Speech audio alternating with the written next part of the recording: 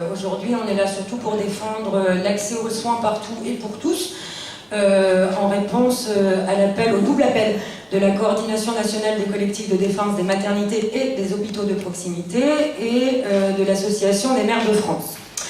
Alors, je tenais avant tout à remercier la municipalité de Buot et son maire, Monsieur Charles, qui nous accueille aujourd'hui et qui met à disposition gracieusement la salle. Donc, merci à lui. Merci surtout à vous. Depuis que le collectif de défense de l'hôpital de Gramat s'est constitué il y a maintenant 6 mois, vous avez été très nombreux à participer aux différents rassemblements qu'on a proposés. Et voilà, vraiment l'union fait la force et c'est vraiment important qu'on fédère nos colères, comme je disais à l'instant à mes camarades qui portent des gilets jaunes. Et encore une fois, merci d'être là, bravo à vous.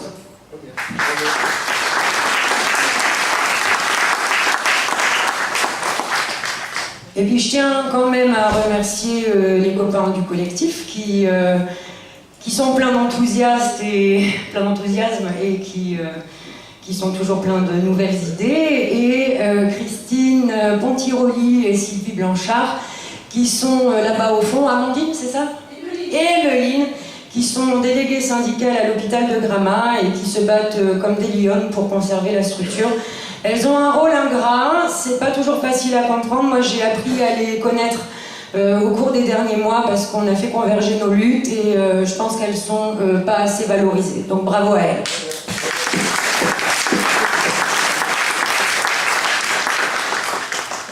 Notre collectif de défense s'est constitué en mai dernier devant la menace qui pesait sur les 20 lits du service de l'hôpital de Gramat.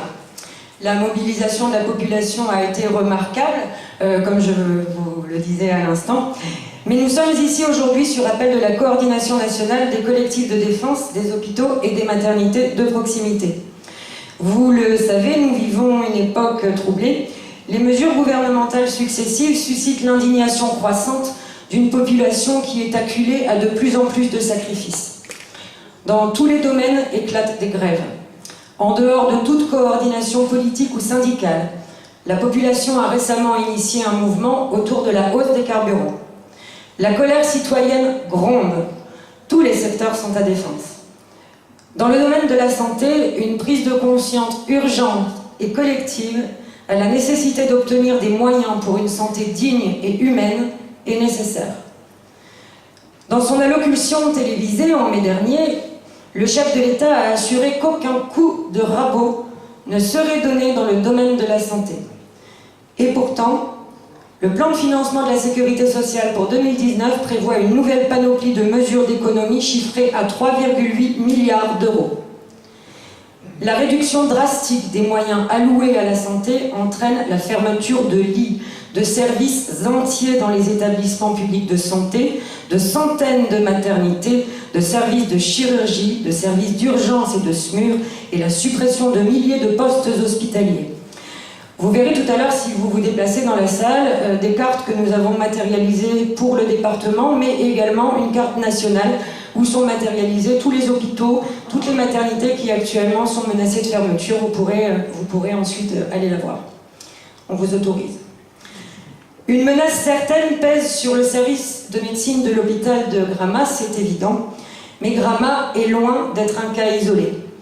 Partout en France se sont constitués des collectifs de défense d'hôpitaux, de maternités, de services d'urgence, d'établissements de psychiatrie, milieux particulièrement malmenés. Les modes d'action sont originaux et pour le moins inédits. À travers toute la France, les élus locaux, les usagers, conscients que les soignants luttent dans l'intérêt général, se joignent au personnel des hôpitaux pour revendiquer le maintien des établissements de proximité. En juin dernier, par exemple, à Rouen, des soignants en sont venus à entamer une grève de la faim pour défendre l'hôpital psychiatrique du Rouvray. Ils ont d'ailleurs été entendus et ont obtenu des postes supplémentaires alors que l'établissement était menacé de fermeture, la preuve que quand on veut se donner les moyens, on peut.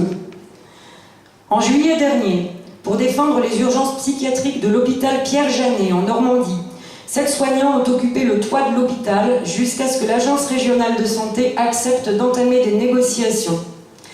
En août, après plus de 2 mois de grève et une opération Une bouteille à la mer, les soignants de l'hôpital psychiatrique d'Amiens ont obtenu une aide exceptionnelle d'1 demi-million d'euros de la part de l'Agence régionale de santé.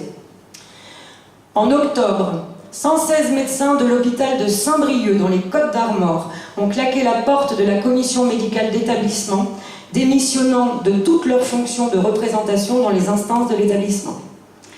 En octobre, enfin, dans l'Indre, la maternité du Blanc a suscité la mobilisation active de la population et des élus locaux. Près de 80 maires ont rendu leurs écharpes. Ils ont décoché le portrait officiel du chef de l'État pour le remettre en préfecture. Certains l'ont même brûlé. Les sages-femmes ont défilé en procession funéraire. Les membres du collectif de défense ont occupé la cour de l'établissement pendant plusieurs jours avant d'être évacués. La maternité du Blanc a malheureusement été fermée, attisant l'indignation et la colère des citoyens. Plusieurs mois d'action de la population et des élus ont été balayés d'un revers d'autorité par les forces de police, au seul service du pouvoir central. Au-delà du sort réservé à cette maternité, qui est en soi un problème pour les habitants, il s'agit d'un exemple frappant de l'effondrement de la politique de santé. Le maire de Vierzon, vice-président de l'Association des maires de France, a enjoint la coordination nationale des collectifs de défense à conjuguer leurs forces autour d'un intérêt commun, la sauvegarde de notre système de santé, de nos établissements de proximité et au-delà de notre sécurité sociale. Et c'est la raison pour laquelle nous sommes là aujourd'hui, défendre la sécurité sociale et son principe dicté par Ambroise Croizat: chacun cotise selon ses moyens, chacun reçoit selon ses besoins. Nous nous rangeons aujourd'hui aux côtés de centaines d'autres collectifs de défense à travers tout le territoire national, à côté de centaines d'élus locaux pour exiger l'égalité d'accès à des soins de qualité partout et pour tous. Quand on défend l'hôpital de Gramat, on ne peut pas ne pas parler de politique globale, même si ce sujet est très souvent diplomatiquement évité au cours des réunions. Mais moi je suis bien désolée de vous le dire, si on ne s'occupe pas de politique, c'est la politique qui s'occupe de nous. L'hôpital de Gramat, comme tant d'établissements de proximité, subit les conséquences d'une politique globale de restrictions budgétaires et d'économie de santé. Ça mérite d'être dénoncé.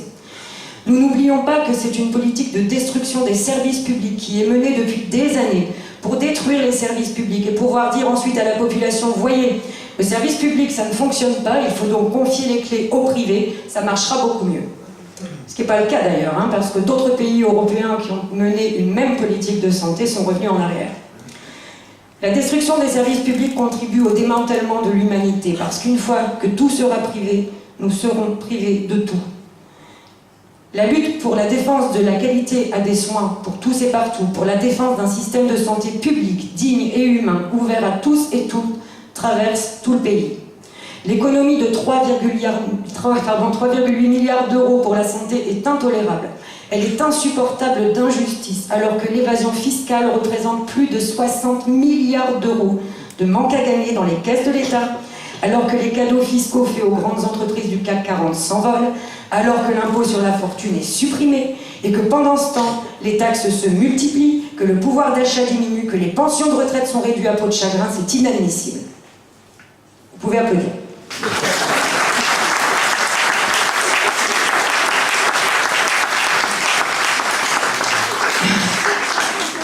On est entre nous, on est entre nous. D'autres alternatives sont possibles pour garantir l'accès pour tous à des soins de qualité, au lieu d'une course à toujours plus de profit pour une minorité qui conduit à transférer les compétences de l'État vers le privé. Nous reviendrons au cours de cet après-midi sur le décryptage de la politique de santé mise en musique par le plan de financement de la sécurité sociale pour 2019. Que signifie le 100% santé, le reste à charge zéro? Comment seront remboursés les médicaments l'année prochaine? Qu'en sera-t-il de l'accès aux soins dans le Lot, la nuit, les week-ends? Nous chercherons aussi ensemble, si nous avons tant, des solutions alternatives à une politique de santé austéritaire qui exige des établissements de santé d'être rentables. La santé n'est pas une marchandise, elle ne se négocie pas. Elle représente un coût, d'accord, mais elle n'a pas de prix. La rentabilité est encore plus intolérable quand elle touche à l'humain. La coordination nationale a demandé à l'ensemble des collectifs de défense de faire du bruit pour l'accès aux soins partout et pour tous. Alors pour défendre l'hôpital, vous êtes venus à des manifestations, vous êtes venus à un ciné-débat, certains sont venus manifester avec nous à FIJAC dans le cadre de la journée d'action interprofessionnelle. Vous êtes venus à un débat public, mais faire du bruit, on s'était dit, on vous a encore jamais invité à un concert. Donc faisons du bruit ensemble, et c'est pas parce que le sujet est grave qu'on n'a pas le droit d'en parler en musique, ni de partager un verre de vin chaud, et d'ailleurs moi je pense que quand on boit un verre, on discute beaucoup mieux.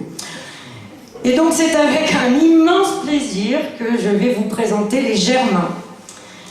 Jean-Marc est infirmier dans un service d'urgence psychiatrique, qui est un milieu particulièrement malmené aujourd'hui, et c'est tout dire s'il est particulièrement concerné. Nos musiciens se sont proposés spontanément, ils viennent gracieusement de foi pour soutenir les hôpitaux de proximité. Nous les remercions chaleureusement, je vous demande un tonnerre d'applaudissements pour nos musiciens, les Germains.